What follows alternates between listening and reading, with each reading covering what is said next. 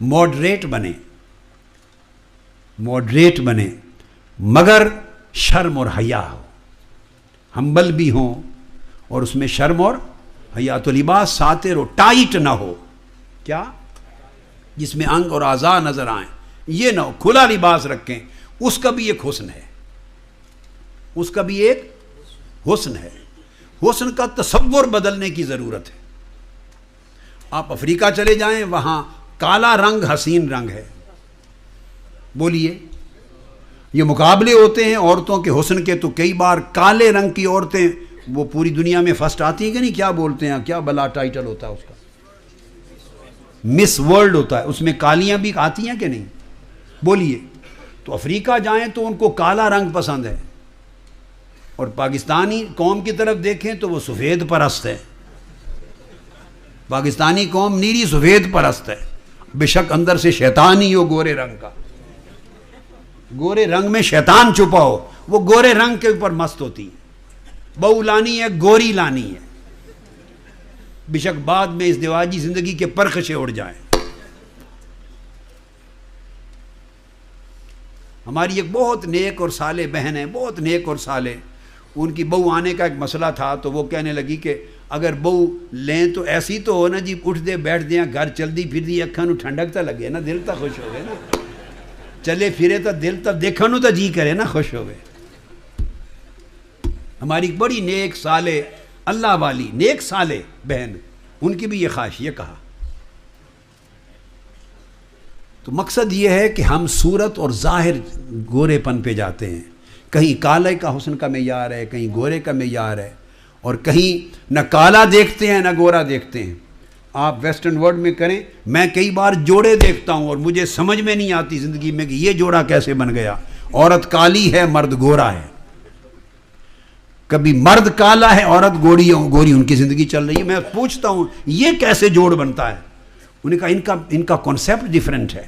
یہ مزاج کا حسن دیکھتے ہیں، یہ طبیعت کا حسن دیکھتے ہیں، میچ دیکھتے ہیں، عادات کو دیکھتے ہیں. اگر ان کا رہن سہن اور کئی ایسپیکٹ ہوتے ہیں. میرا مطلب ہے دنیا میں جہاں جائیں حسن کے معیار بدلتے ہیں، پسند اور ناپسند کے معیار بدلتے ہیں. تو جب یہ بدلنے والی چیز ہے تو بدلنے والی چیز کے پیچھے کیوں جاتے ہیں؟ اس شے کے پیچھے جائیں جو قیامت کے دن تک نہیں بدلنی. اور شرم جیسا حسن کوئی نہیں، حیا جیسا حسن کوئی نہیں، سنت نبی جیسا حسن کوئی نہیں، حجاب جیسا حسن کوئی نہیں، طاعت اور عبادت اور مطابعت سنت جیسا حسن کوئی نہیں. اور میں آپ کو اللہ کی قسم کھا کے کہتا ہوں، آپ زندگی عبادت اور طاعت میں گزاریں، آپ کے چہروں پر نور نظر آئے گا. اگر جسمانی حسن میں کمی تھی، عبادت حسن پیدا کر دے گا. ملاحت آئے گی، نرمی آئے گی. وہ چہرے عبادت گزار بندے جن کے دل نور سے روشن ہوتے ہیں، ان کے چہرے منور ہوتے ہیں. لوگ ان کے چہروں کو دیکھ کے اپنی آنکھوں کو ٹھنڈک لیتے ہیں. ان کے چہروں سے نگاہ اٹھانے کی طبیعت نہیں چاہتی. وہ کون سا حسن لے کے آئے ہیں؟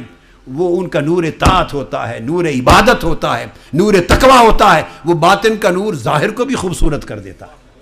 تو آقا علیہ السلام کی سنت ظاہر کو بھی روشن کرتی، حسین کرتی، باطن کو بھی حسین کرتی ہے.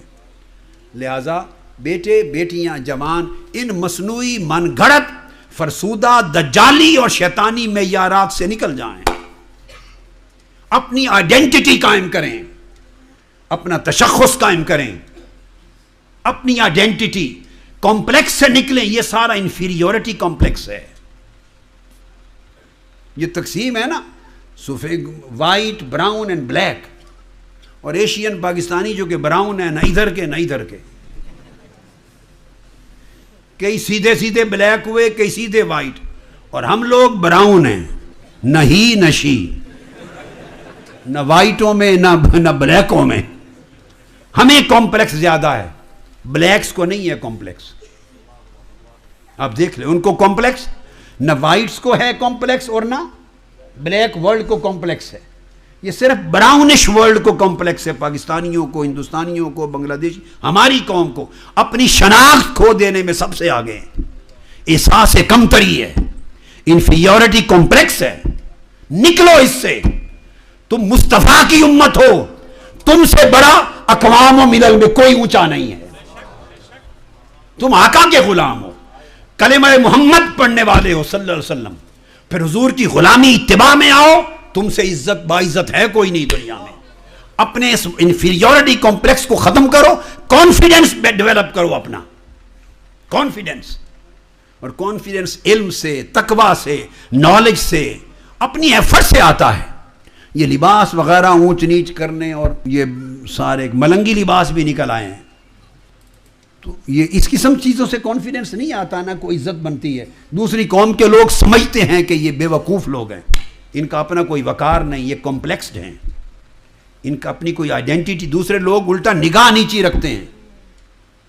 لہذا اپنی شناخت پیدا کریں، اور شناخت علم سے، عمل سے، تقوی سے، لباس میں، کھانے میں، رہن میں، سہن میں، ہر چیز اگر حضور کی سنت کے تابع ہوتی جائے اور نیت خیر کی اللہ کی طرف ہوتی جائے، آپ کا کانفیڈنس بلڈ اپ ہوگا. اب میں یہ بات کہا تو نہیں کرتا، اس طرح کی بات کبھی زندگی میں نہیں کی، میری طبیعت ایسی نہیں ہے، مگر میں آپ کو سمجھانے تربیت کے لیے کہہ رہا ہوں.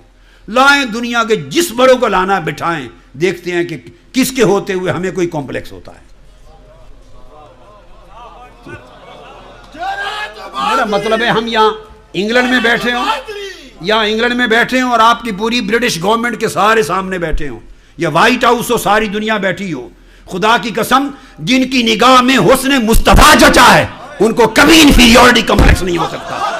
ہم کسی کو وہ جو کچھ ہوتا بھی رہے، ہم کسی کو غلامان مصطفیٰ سے اونچا نہیں دیکھتے. حضور کی غلامی سے بڑی عزت کوئی نہیں ہے. ہم اس راستے پر قائم ہیں، کوئی بڑا نہیں حضور کی غلامی سے. بس کوئی بلال جیسا بھی نہیں ہے دنیا میں.